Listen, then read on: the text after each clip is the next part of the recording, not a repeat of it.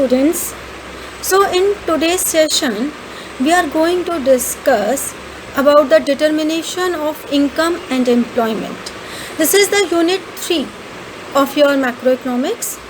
We will discuss about the meaning of aggregate demand, the meaning of aggregate supply, then the concept of consumption function and the saving function. So watch this video and give your feedback. सबसे पहली बात तो ये है कि जो हमारी ये वाली यूनिट है ना, ये सबसे बड़ी यूनिट है इन टर्म्स ऑफ मार्क्स. वैसे देखा जाए तो कंटेंट वाइज इतनी बड़ी नहीं है, क्योंकि आप इस यूनिट का थोड़ा पोर्शन पहले बैंकिंग में कर चुके हो, तो आपके लिए अभी इतनी बड़ी रही नहीं है. ठीक है, कंटेंट वाइज ये बहुत बड़ी नहीं है, बट इसमें डायग्राम्स सबसे ज़्यादा हैं और इसमें न्यूमेरिकल्स भी हैं और इसमें थ्योरी भी है, मतलब इसमें सब कुछ है. और मार्क्स वाइज भी ये यूनिट 12 नंबर की है, जो सबसे ज़्यादा मार्क्स हैं. ठीक है, इस यूनिट में से आपका एज सच कुछ कटा भी नहीं है, सब कुछ ही करना है, तो इसलिए इस बात से भी दिमाग हटा देना कि कुछ कटा है. अब हम इसमें सबसे पहले करते हैं कि एग्रीगेट डिमांड होता क्या है. जितना पब्लिक डिमांड करती है इकोनॉमी में, गुड्स एंड सर्विसेज की डिमांड कितनी है, कितनी टोटल प्रोडक्शन हो रही है, उससे मतलब नहीं है. मतलब टोटल एक्सपेंडिचर कितना है, ये हमारे लिए मैटर करता है कि लोगों ने गुड्स एंड सर्विसेज एक साल में कितना परचेज किए हैं, और during a period of 1 fiscal year है. इसको आप कर दो फिस्कल ईयर. एक फिस्कल ईयर में जैसे कि हम कोई भी कैलकुलेशन जो करते हैं, जैसे गवर्नमेंट बजट भी बनता है तो वो 1 फिस्कल ईयर का बनता है, इसी तरह से ये भी आपका 1 फिस्कल ईयर का बनता है. तो एक साल में टोटल गुड्स एंड सर्विसेज की कितनी डिमांड हुई है, कितना एक्चुअली में एक्सपेंडिचर हुआ है, that is called aggregate demand. अब हमने नेशनल इनकम में भी किया था कि हमारे पास जो अलग अलग पार्टीज़ हैं, मतलब हमारे पास हाउस होल्ड्स होते हैं, हमारे पास पब्लिक सेक्टर है, प्राइवेट सेक्टर है, रेस्ट ऑफ द वर्ल्ड है. हमारे पास एक्सपेंडिचर 2 तरह का होता है, एक कंजम्पशन एक्सपेंडिचर और एक इन्वेस्टमेंट एक्सपेंडिचर. हम उसी के बाद यहाँ पे करते हैं कि AD जो होता है ना, AD is your C plus I plus G plus X minus M. C is house hold consumption expenditure, जितना भी हमारा हाउस होल्ड कंजम्पशन है. ठीक है, फिर प्राइवेट इन्वेस्टमेंट. बेसिकली हम इसमें इन्वेस्टमेंट को सिग्निफाई कर रहे हैं प्राइवेट से, क्योंकि हमें मान के चलते हैं कि जितनी भी इन्वेस्टमेंट है वो प्राइवेट सेक्टर कर रहा है, बट इसमें सारी इन्वेस्टमेंट्स ही आ जाती हैं. फिर नेक्स्ट गवर्नमेंट कंजम्पशन. गवर्नमेंट की एक्सपेंडिचर को हम यहाँ ट्रीट नहीं कर रहे अलग से.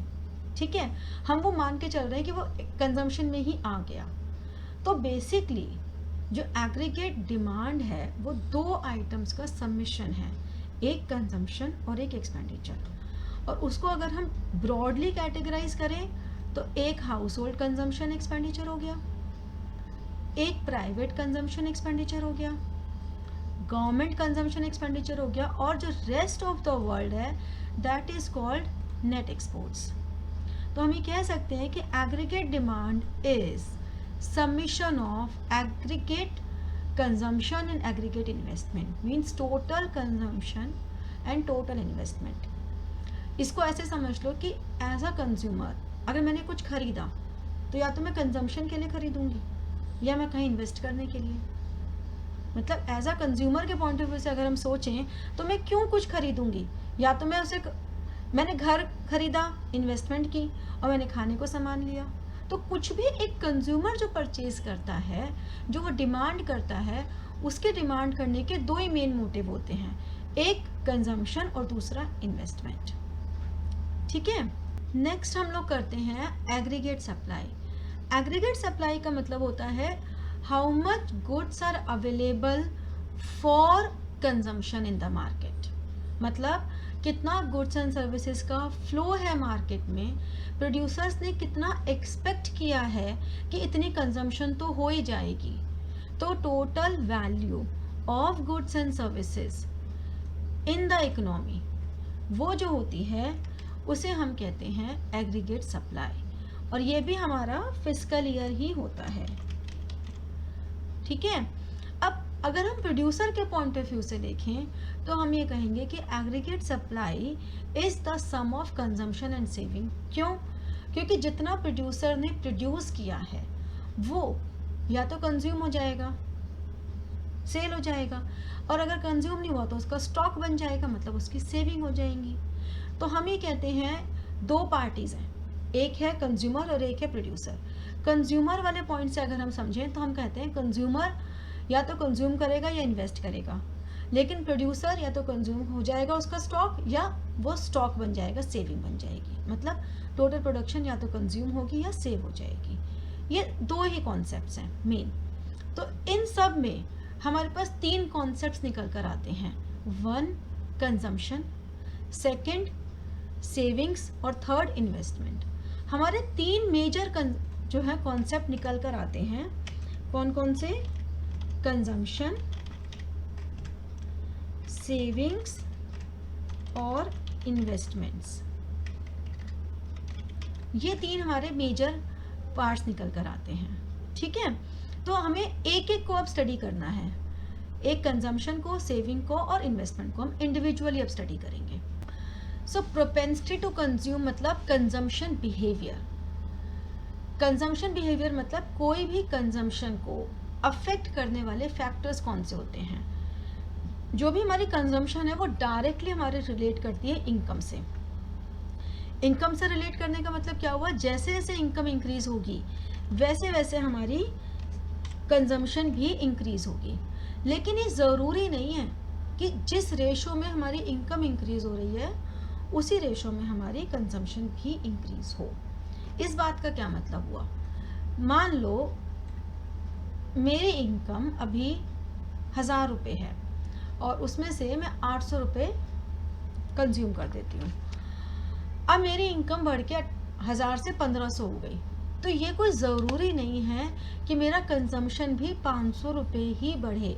मेरा कंजम्पशन 500 से कम ही बढ़ेगा, क्योंकि जब मेरी इनकम इंक्रीज होगी तो मुझे ऐसा लगेगा कि मैं अपनी सेविंग भी बढ़ाऊँ। तो हम ये कहते हैं कि it is the ratio that measures the functional relationship. Functional relationship का मतलब हुआ कि इन दोनों का आपस में क्या डिपेंडेंसी है, मतलब इनकम में चेंज होने से कंजम्पशन में कितना चेंज होता है। जब भी हम कोई फंक्शन लिखते हैं तो हम ऐसे लिखते हैं। तो इसका मतलब हुआ जो राइट हैंड साइड में है ये इंडिपेंडेंट फैक्टर है और C is dependent on Y। तो Y इज इंडिपेंडेंट, इनकम तो बढ़ रही है अपने फ्लो में, वो इंडिपेंडेंट फैक्टर है, वो अपने फ्लो में बढ़ रहा है। लेकिन इनकम में चेंज होने से हमारे कंजम्पशन में कैसे चेंज होगा, means consumption is dependent on income. तो इसका जो रिलेशनशिप है उस रिलेशनशिप को हम कहते हैं कंजम्पशन फंक्शन। एंड जो हमारी इनकम में चेंज होने से जो कंजम्पशन का बिहेवियर होता है, how the consumption pattern changes, the desire changes, the desire of consumption changes, that is called propensity to consume. But nutshell में अगर बात करें तो दोनों का एक ही मतलब है। डेफिनेशन पूछी जाए तो कायदे से दोनों की सेम है, बस लैंग्वेज डिफर कर जाती है। कैसे? जब कंजम्पशन फंक्शन की बात करते हैं तो हम कहते हैं कि it is the functional relationship between income and consumption. लेकिन जब प्रोपेंसिटी की बात करते हैं तो हम कहते हैं कि ये क्या होती है? It does not mean mere desire to consume but the actual consumption. मतलब मेरी इच्छा है कि मैं 500 रुपये की इनकम बढ़ गई तो 500 के 500 खर्च कर दूँ, बट मैं एक्चुअली में कितना कर रही हूँ दैट मैटर्स। तो उसके अकॉर्डिंगली प्रोपेंसिटी टू कंज्यूम हमारी मीन्स अलग अलग वेरिंग लेवल्स ऑफ इनकम पे, अलग अलग लेवल पे हमारी एक्चुअली में कंजम्पशन कितनी चेंज हो रही है, वो हमारी प्रोपेंसिटी टू कंज्यूम है। ठीक है, तो हम ये कह सकते हैं कि as income changes consumption changes but not in the same proportion, but not in the same pattern. इस तरह से हमारा कंजम्पशन और इनकम का रिलेशन आता है। ये समझ में आया? नेक्स्ट पॉइंट हम ये कहते हैं कि जो हमारी प्रोपेंसिटी टू कंज्यूम है उसको हम दो पार्ट्स में डिवाइड कर लेते हैं। एक एवरेज प्रोपेंसिटी टू कंज्यूम और एक मार्जिनल प्रोपेंसिटी टू कंज्यूम।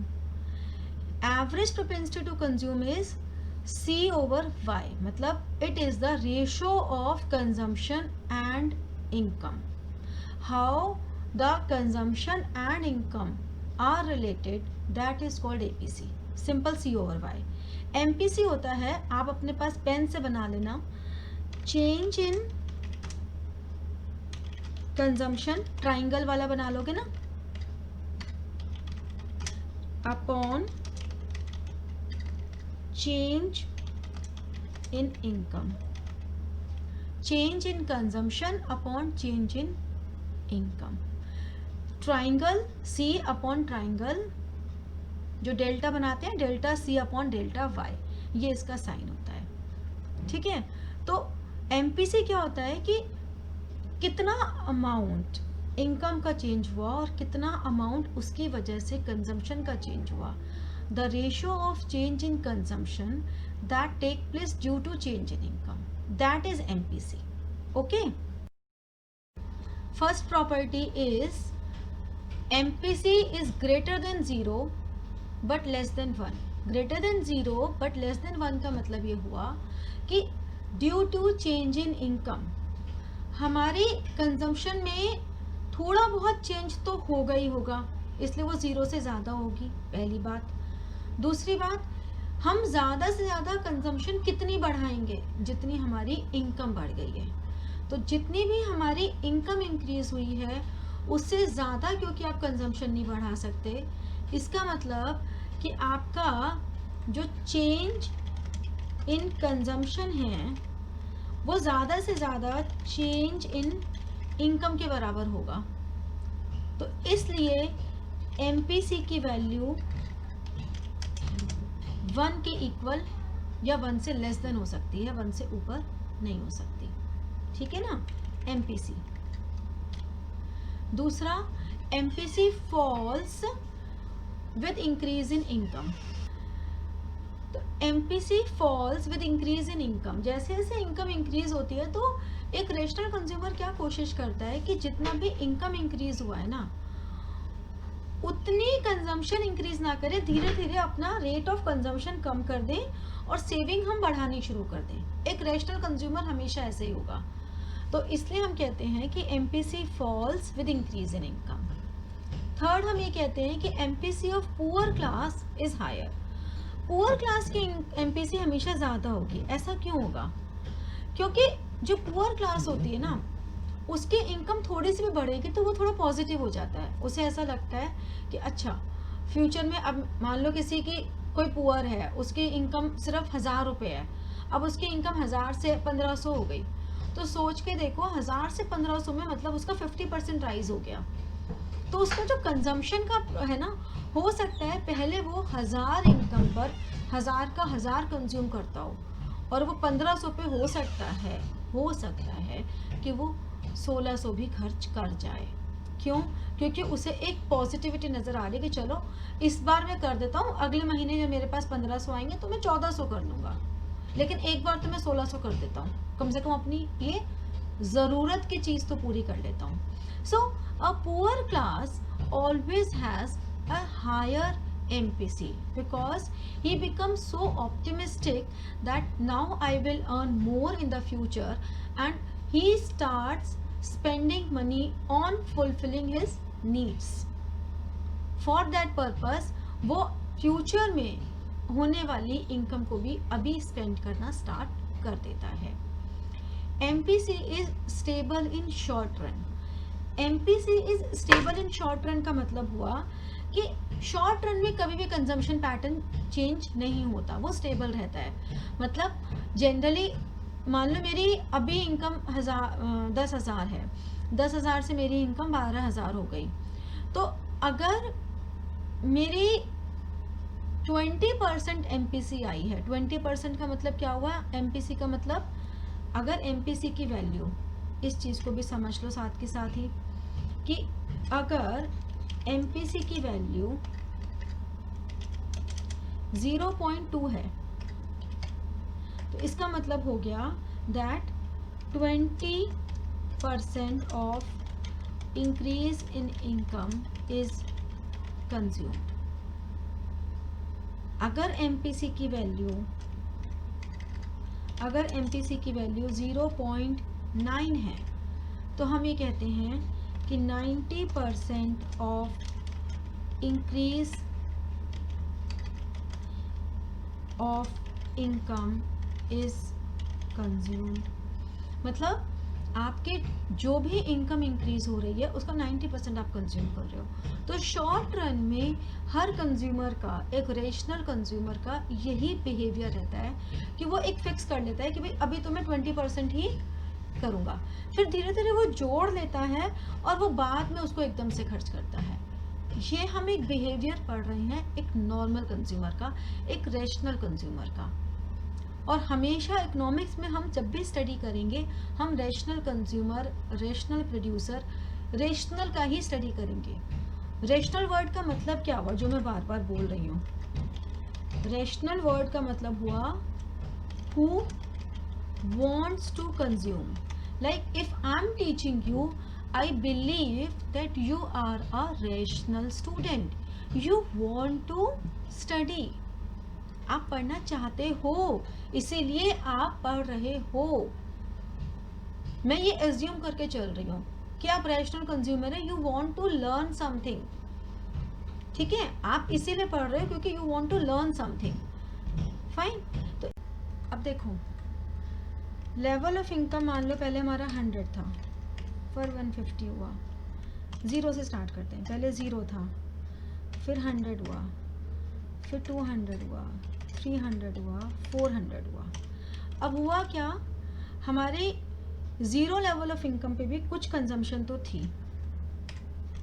ठीक है, फिर हमारी 50 कंजम्पशन हुई, फिर हमारी कंजम्पशन 120 हो गई, फिर हमारी कंजम्पशन 180 हो गई, और फिर हमारी कंजम्पशन 300 हो गई. हमारी कंजम्पशन का कोई ज़रूरी नहीं है कि एक पैटर्न हो, लेकिन हाँ ये ज़रूर है कि जैसे जैसे इनकम बढ़ रही थी हमारी कंजम्पशन भी बढ़ती चली गई. ठीक है, तो लेवल ऑफ इनकम जब 0 था, so at 0 level of income when consumption take place, तो उसे हम कहते हैं ऑटोनॉमस कंजम्पशन. ऑटोनॉमस कंजम्पशन मतलब independent consumption. independent, which is not dependent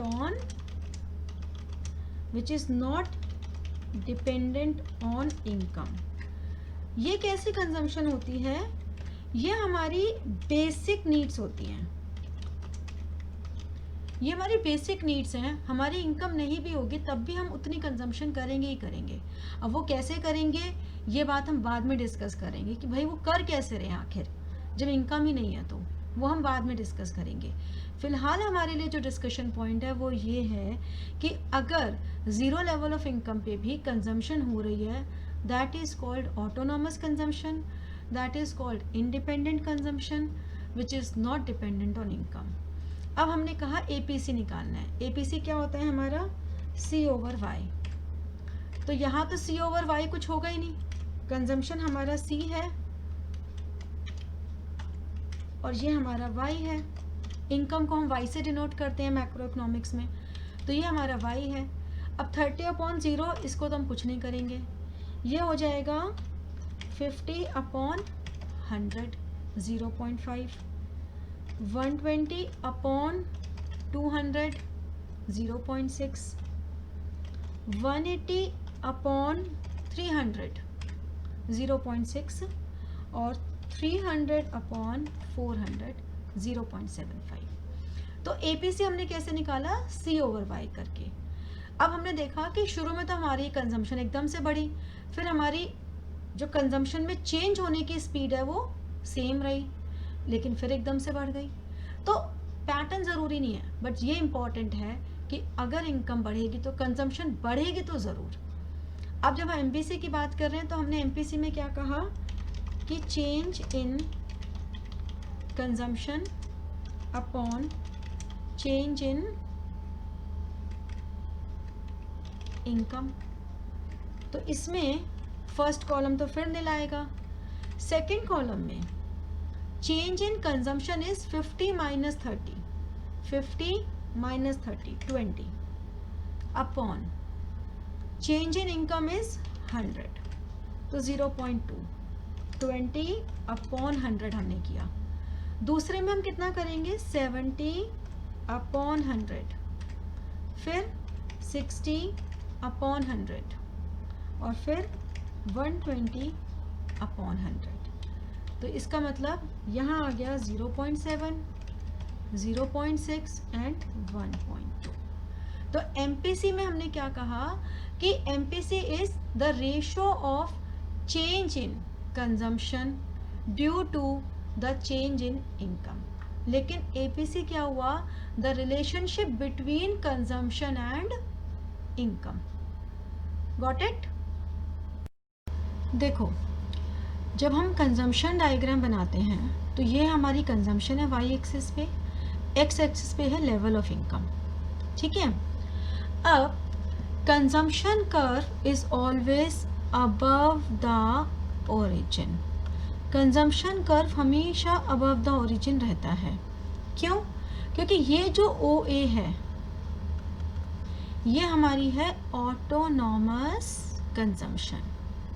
autonomous consumption हमने जो लास्ट क्लास में डिस्कस किया था कि autonomous consumption is the consumption at zero level of income. ये जो हमारा ज़ीरो लेवल ऑफ इनकम है, इस पे जो ये कंजम्पशन है इसे हम कहेंगे ऑटोनॉमस कंजम्पशन, जिसको हम स्मॉल a या फिर C बार से रिप्रेजेंट करते हैं।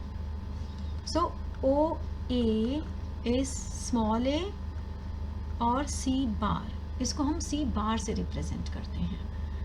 ठीक है, तो autonomous consumption is the consumption at zero level of income, then as the income rises consumption also rises. Fine, एक तो ये बात है। तो यानी कि अगर OY लेवल ऑफ इनकम की हम बात करें तो OY लेवल ऑफ इनकम पर हमारी इनकम कितनी है OY1 और हमारी कंजम्पशन कितनी है, कंजम्पशन हमारी है OC1। तो APC की वैल्यू क्या हो गई, कंजम्पशन अपॉन इनकम, यानी कि OC1 अपॉन OY1। और अगर हम MPC निकालना चाहें तो change in consumption upon change in Y। तो change in consumption is C1 C2 upon Y1 Y2। ठीक है, MPC is C1 C2 Y1 Y2। तो ये हमारे आपको MCQs में ऐसे आ सकता है कि एक डायग्राम बना के दे दिया और उसमें आपको बोला कि इसमें कैलकुलेट करके बताओ कि what is the value of MPC and what is the value of APC। ठीक है, इसी तरह से अगर हम इसको आगे देखें कि जो टोटल कंजम्पशन होती है,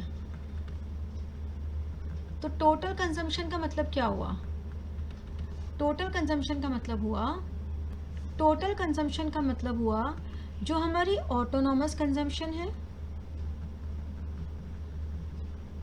और हमारी change in consumption due to change in income. ठीक है, तो यानी कि ये हमारी जो Y है, Y is our income and B is MPC। B is denoted for MPC। तो इसका मतलब जब हम B और Y को मल्टीप्लाई करते हैं तो हमें मिल जाता है कि इनकम में चेंज होने की वजह से हमारी कंजम्पशन में कितना चेंज हुआ। इसको हम ऐसे भी पढ़ सकते हैं, जैसे मैंने लास्ट क्लास में बताया था, अगर 0.3 MPC की वैल्यू है तो हम कहेंगे कि the 30% of income has been consumed. यही मतलब होता है इसका कि जो भी हमारी इनकम है उसका 30% हम कंज्यूम कर रहे हैं। तो इसका मतलब इनकम में चेंज होने की वजह से जो कंजम्पशन में चेंज आया वो, और जो हमारी ऑटोनॉमस कंजम्पशन है वो। तो हम कह सकते हैं कि जो हमारा C is equal to A plus B Y है, इसमें C हमारे पास हो गई टोटल कंजम्पशन,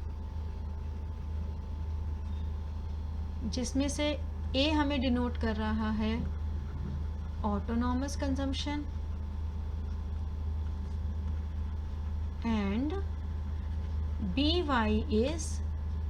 वाई डिनोट कर रहा है चेंज इन कंजम्पशन। इसको हम चेंज इन कंजम्पशन भी कह सकते हैं, या हम ये भी कह सकते हैं proportion of income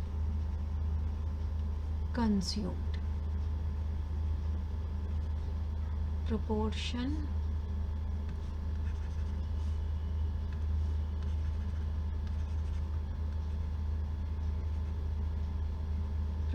of income consumed.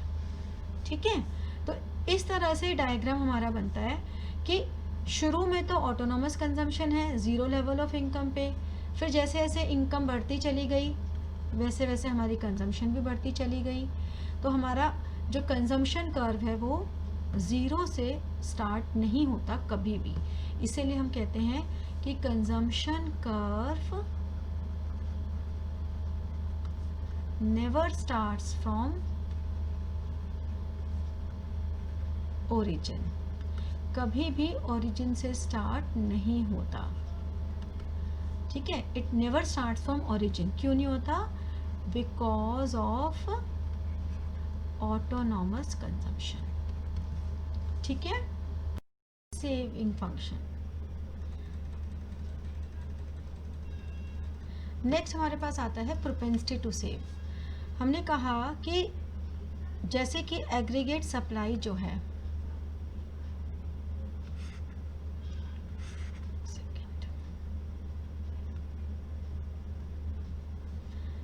Aggregate supply या तो कंजम्पशन होगी या सेविंग होगी।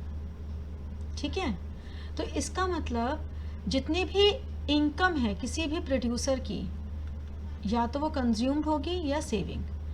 हमेशा हम एग्रीगेट सप्लाई को इनकम से सब्स्टिट्यूट करते हैं। ठीक है, aggregate supply is substituted by income, because अगर हम प्रोडक्शन मेथड देखें नेशनल इनकम का, तो प्रोडक्शन मेथड से हम नेशनल इनकम निकालते हैं किस पॉइंट ऑफ व्यू से, कि प्रोडक्शन कैपेसिटी कितनी है, प्रोड्यूसिंग सेक्टर ने कितनी प्रोडक्शन की है, वो ये मान के चलता है कि वो सारी की सारी नेशनल इनकम है।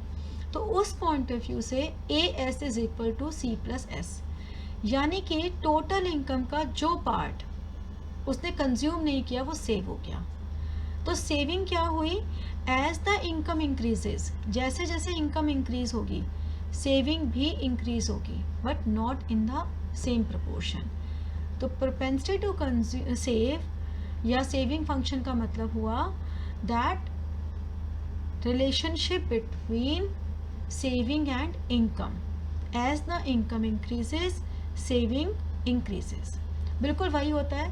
अब अगर y is equal to C plus S हम कह रहे हैं, तो इसका मतलब S is equal to y minus C। और इसी तरह से इसके भी दो कंपोनेंट्स होते हैं, एवरेज प्रोपेंसिटी टू सेव और मार्जिनल प्रोपेंसिटी टू सेव। मतलब S over y and MPS is change in S over change in y। ठीक है, तो APS क्या हो गया? Ratio of total disposable income, या हम कह सकते हैं total national income. Disposable word का मतलब होता है विच कैन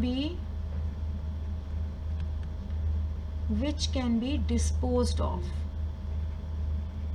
डिस्पोज ऑफ मतलब which can be consume, which can be spent. Consumption से भी ज़्यादा स्पेंट वर्ड बेटर है। नेशनल इनकम जो स्पेंड कर सकते हैं, जो हमारी स्पेंडेबल फॉर्म में होगी, उसे हम कहते हैं डिस्पोजेबल। तो उस इनकम में से जो उस इनकम का और सेविंग का रेशियो है S ओवर Y, बिल्कुल कंजम्पशन की जैसे, जैसे हमारा APC था C ओवर Y, तो APS हो गया S/Y।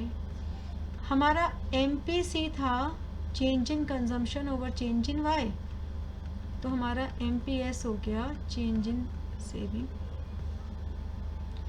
ठीक है। तो हम ये कहते हैं कि सेविंग क्या होती है? Saving is the relationship between income and saving.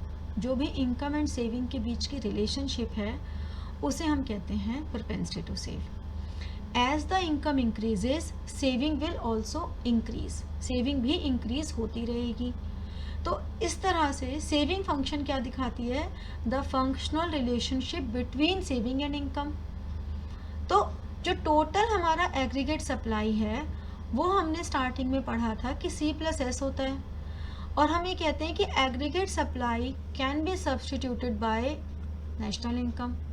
तो Y is equal to C+S, यानी कि टोटल इनकम का जो पोर्शन आप कंज्यूम नहीं करोगे वो आप सेव कर लोगे। यानी कि टोटल प्रोडक्शन जो आपकी हुई है, प्रोड्यूसर्स पॉइंट ऑफ व्यू से अगर हम देखें तो जो भी टोटल प्रोडक्शन है उसमें से या तो वो कुछ कंज्यूम हो जाएगी या वो सेव हो जाएगी, और तो कुछ हो ही नहीं सकता ना थर्ड चीज़। ठीक है। और इसी तरह से जैसे APC हमारा होता था C/Y, APS होता है S/Y, MPC change in C over change in Y, और MPS change in S over change in Y। ये मतलब है इसका।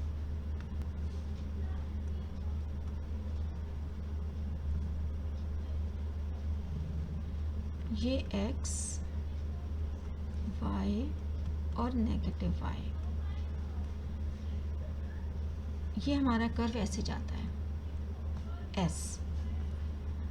ये जो है OA, ये हमारी है नेगेटिव सेविंग्स। नेगेटिव सेविंग्स, इसको हम डिस सेविंग्स भी कहते हैं, डिस सेविंग्स। ठीक है। Y एक्सिस पे हमने ली सेविंग्स, X एक्सिस पे हमने लिया लेवल ऑफ इनकम। अब बात ये आती है कि हमने जब कंजम्पशन पढ़ा था तो हमने उसमें ऑटोनोमस कंजम्पशन की बात की थी। वो जो हमने ऑटोनोमस कंजम्पशन के बारे में बात की थी ना, वो बेसिकली कहाँ से होती हैं? यहाँ से होती हैं। ये हमारी ऑटोनोमस कंजम्पशन है। मतलब हम या तो अपनी पास्ट सेविंग्स को यूज़ कर रहे हैं, और या फिर हम लोन लेके कंजम्पशन कर रहे हैं, जिससे कि हम अपनी फ्यूचर सेविंग्स को अभी से यूज़ कर रहे हैं। मतलब फ्यूचर में हम जो भी सेविंग्स करेंगे इस लोन को चुकाने में लगा देंगे। तो या तो हमारे पास पुरानी सेविंग्स हैं तो हमारी सेविंग्स नेगेटिव हो रही हैं, या हमारे पास अभी कोई सेविंग्स नहीं है, हमने फ्यूचर के लिए लोन ले लिया कि फ्यूचर सेविंग्स में से हम इसको पे कर देंगे। तो जो हमारी नेगेटिव सेविंग्स हैं, this shows the autonomous consumption. मैंने कहा था ना, मैं बाद में बताऊंगी कि आखिर वो कंजम्पशन कर कहाँ से रहे हैं। जब उनका लेवल ऑफ इनकम ज़ीरो ही है तो कंजम्पशन कहाँ से कर रहे हैं? वो यहाँ से कर रहे हैं। This is the source. एक ये वाला पॉइंट जो है Y1 वाला, ये एक ऐसा पॉइंट है जहाँ पर Y is equal to C है, क्योंकि जो सेविंग्स हैं वो ज़ीरो है। ठीक है, सेविंग्स ज़ीरो है, Y is equal to C है। Got it? इतना So now you watch the video and you will be able to understand now all the concepts which I explained in the video. Now if you have any doubt, any problem, you can put your doubts in the comment box, or you can mail to me at rajshritutorials@gmail.com. So good luck to all of you. Thank you so much.